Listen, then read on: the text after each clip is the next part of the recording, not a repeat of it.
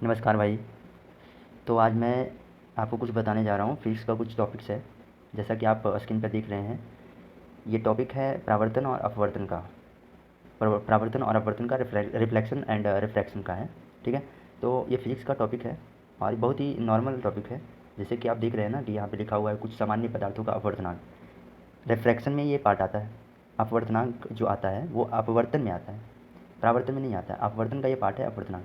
तो बहुत सारे पदार्थ हैं वर्ल्ड में, धरती पे। तो भाई इतने सारे पदार्थ हैं कि आप इसको काउंट करना, मेजरमेंट करना इम्पॉसिबल है। ठीक है। हम जानते हैं कि इतने सारे माध्यम हैं, इतने सारे पदार्थ हैं, अलग अलग डिफरेंट डिफरेंट टाइप्स के पदार्थ हैं धरती पे। तो उतना हम जानकारी नहीं ले सकते हैं और जानकारी है भी नहीं हम लोग को उतना उसके बारे में। कुछ का पता है, कुछ का नहीं भी पता है।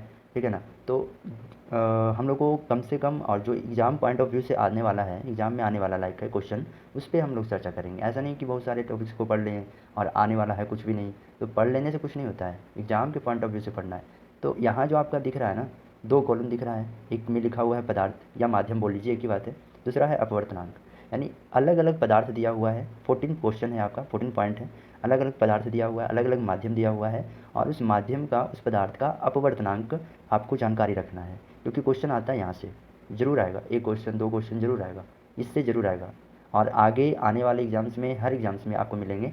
ये नहीं कि केवल 10th में है, 12th में भी जाएंगे तो भी मिलेगा ये चीज़। साइंस लेकर अगर आप पढ़ेंगे तो फिर आप अगर किसी अन्य सेक्टर का तैयारी करते हैं, है ना, कंपटीशन, जनरल कंपटीशन का अगर आप तैयारी करते हैं तो उसमें भी आपको देखने को मिलेगा ऐसा ऐसा क्वेश्चन अपवर्तनांक से।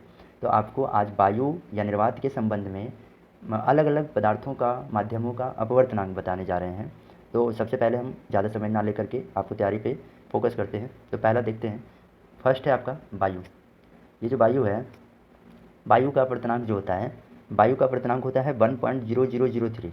1.0003। ऐसा नहीं है कि यहीं से शुरू होता है, इससे भी पहले, इससे भी कम पदार्थों का अपवर्तनांक होता है। लेकिन ये आपका जो दिख रहा है ना पहला, वायु का अपवर्तनांक बोलिएगा 1.0003, 0003। ठीक है, 1.0003। पेन चेंज कर लेते हैं। सेकेंड है, सेकेंड क्या है? सेकेंड आपका है बर्फ़। क्या है भाई? बर्फ़। अब बर्फ़ का कितना अपवर्तनांक हो रहा है देखिएगा, धीरे धीरे इसका लेवल बढ़ेगा, घटेगा नहीं। शुरू हुआ है कहाँ से? वायु से, या निर्वात बोल लीजिए, एक ही बात हुआ। वायु से शुरू हुआ है, अब ये धीरे धीरे धीरे धीरे जो पदार्थ बढ़ रहा है ना, उसका भी अपवर्तनांक भी बढ़ेगा। तो बर्फ़ का अपवर्तनांक बोला जाता है 1 पॉइंट कितना, 31, 1.31। 1.31 इसका अपवर्तनांक होता है बर्फ़ का। और उसके बाद जल का, इसके बाद जल का। अब जल का अपवर्तनांक कितना होता है भाई? जल का अपवर्तनांक कितना होता है? तो जल का अपवर्तनांक होता है, जल का अपवर्तनांक होता है उससे ज़्यादा। बर्फ़ का 1.31 जाने, तो जल का अपवर्तनांक हो जाएगा उससे ज़्यादा, 1.33। 1.33। हाँ, और उसके बाद अल्कोहल है। अल्कोहल का मतलब होता है वाइन, मतलब शराब। तो जैसे कि आप लोग पीते होंगे तो जानते होंगे, कुछ लोग नहीं पीते होंगे तो भाई बात ही अलग है। तो अल्कोहल, अल्कोहल आपका 4th नंबर है। उसका अपवर्तनांक होता है 1.36। देखिए धीरे धीरे लेवल बढ़ेगा, ये अपवर्तनांक बढ़ता जाएगा, घटेगा नहीं। क्योंकि छोटा लिया गया है वायु से, निर्वात से, उसका बता दिए 1.003 होता है। उसके बाद बढ़िए, वायु के बाद बर्फ़ आइए, उससे बढ़ जाएगा। जल आइएगा, उससे भी बढ़ जाएगा। अल्कोहल आएगा, उसमें भी अपवर्तनांक उससे जल की तुलना में ज़्यादा होता है। ठीक है। फिर उसके बाद है सल्फ्यूरिक अम्ल, 5वां है सल्फ्यूरिक अम्ल। अब सल्फ्यूरिक अम्ल का जो अपवर्तनांक होता है वो कितना होता है? 1.43। 1.43। ठीक है। नेक्स्ट, नेक्स्ट है आपका केरोसिन, जिसको हम कहते हैं मिट्टी का तेल। अच्छा एक बात और, सल्फ्यूरिक अम्ल जो आया, इसका सूत्र क्या होता है पता है? सल्फ्यूरिक अम्ल का सूत्र क्या होता है? आप लोग कमेंट में बताएंगे कि सल्फ्यूरिक अम्ल का सूत्र क्या होता है, इसका फॉर्मूला क्या होता है। देखना चाहते हैं कि किनको किनको पता है सल्फ्यूरिक अम्ल के बारे में। ठीक है। चलिए आगे हम बताना चाहते हैं आपको केरोसिन का। केरोसिन का मतलब होता है मिट्टी का तेल, है ना, सॉइल ऑयल, मिट्टी का तेल। मिट्टी का तेल ऐसा नहीं है कि मिट्टी से निकाला जाता है तेल, मिट्टी में पाया जाता है, मतलब कहा जाता है मिट्टी का तेल केरोसिन। हम लोग आज तो इसका मात्रा बहुत कम गया है। पहले हम लोग जब पढ़ते थे तो मिट्टी का तेल केरोसिन का यूज करके ही हम लोग लालटेन में जलाकर पढ़ा करते थे।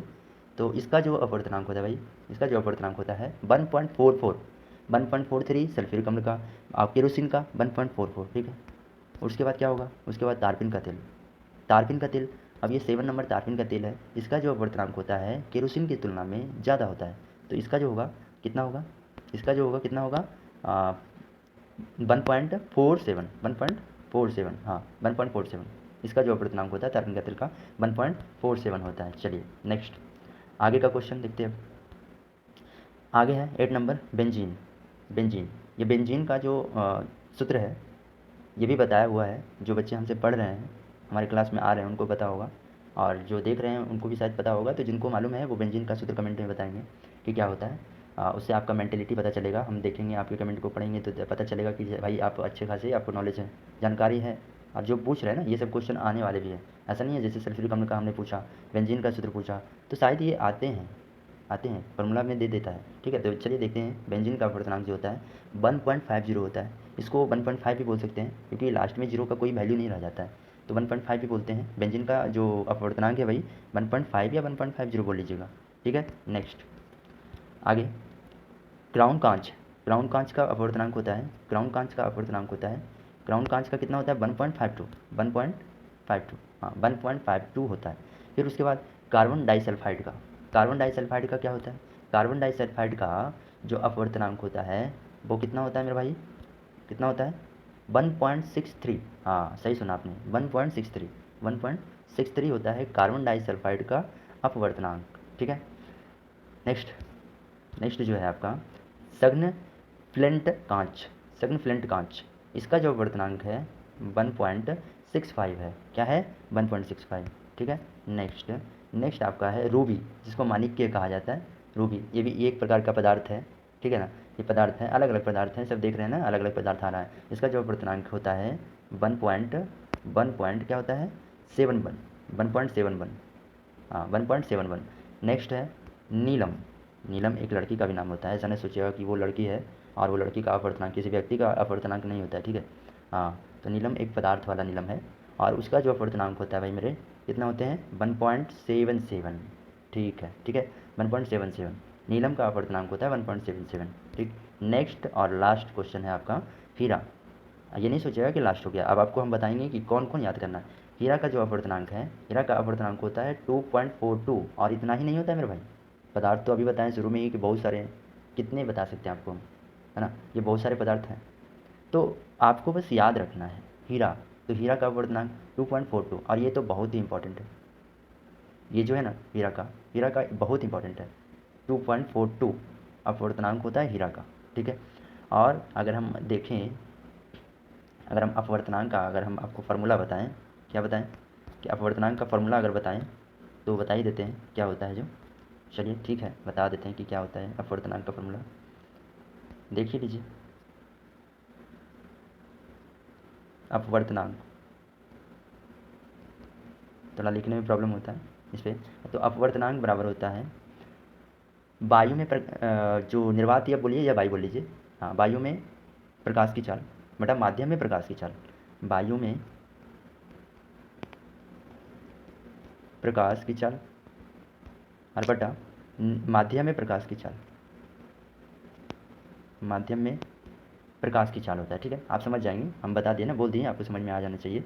आप हो सके तो नोट कर लीजिएगा। अपवर्तनांक का जो फार्मूला होता है, अगर वायु के लिए पूछेगा, माध्यम में किसी माध्यम को लेकर के वायु के लिए पूछेगा अपवर्तनांक का मान, तो आप बताइएगा वायु में प्रकाश की चाल और बटा माध्यम में प्रकाश की चाल।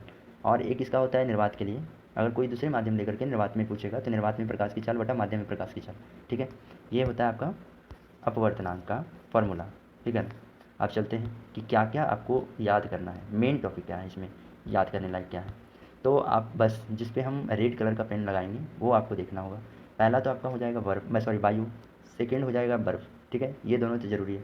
थर्ड एकदम ज़रूरी है मेरे भाई, एल्कोहल तो दारू का तो एकदम बिल्कुल, पीते हो तब भी, नहीं पीते हैं तो भी याद करना है इसको। हाँ, और ये सल्फ्यूरिक अम्ल का तो चलेगा, कोई दिक्कत वाली बात नहीं है, नहीं भी रखोगे तो कोई दिक्कत नहीं है, इससे बहुत कम क्वेश्चन आते हैं, लेकिन कर लीजिएगा तो आपके लिए हेल्पफुल होगा। केरोसिन बहुत ज़रूरी है, इधर से 5 क्वेश्चन। अब आते हैं इधर, बेंजीन का तो कोई ज़रूरी नहीं है, लेकिन ये याद होने वाला चीज़ है, बेंजीन याद होने वाला चीज़ है। इसका 1.5 होता है, डेढ़ डेढ़ एकदम बिल्कुल, इसको ईजी है 1.5। क्राउन कांच का तो एकदम ज़रूरी है, क्राउन कांच का याद रखिएगा, और वो याद रहेगा बेंजीन से, बेंजीन का डेढ़ होता है तो इसका 1.5 होगा। ठीक है, और उसके बाद आप आ जाएंगे जो स्टार लगाए हैं ना नीलम, ये सॉरी नीलम नहीं हीरा, जो हीरा का स्टार लगाए हैं वो बहुत इंपॉर्टेंट है, इसको याद कर लीजिएगा। ठीक है, तो आज के लिए इतना ही काफ़ी है, मिलते हैं नेक्स्ट वीडियो में। और आपको अगर कुछ ऐसा लगे कि कुछ गलती हुआ है हमसे तो आप कमेंट करके बता सकते हैं, बाकी बात नेक्स्ट वीडियो में। ठीक है, धन्यवाद।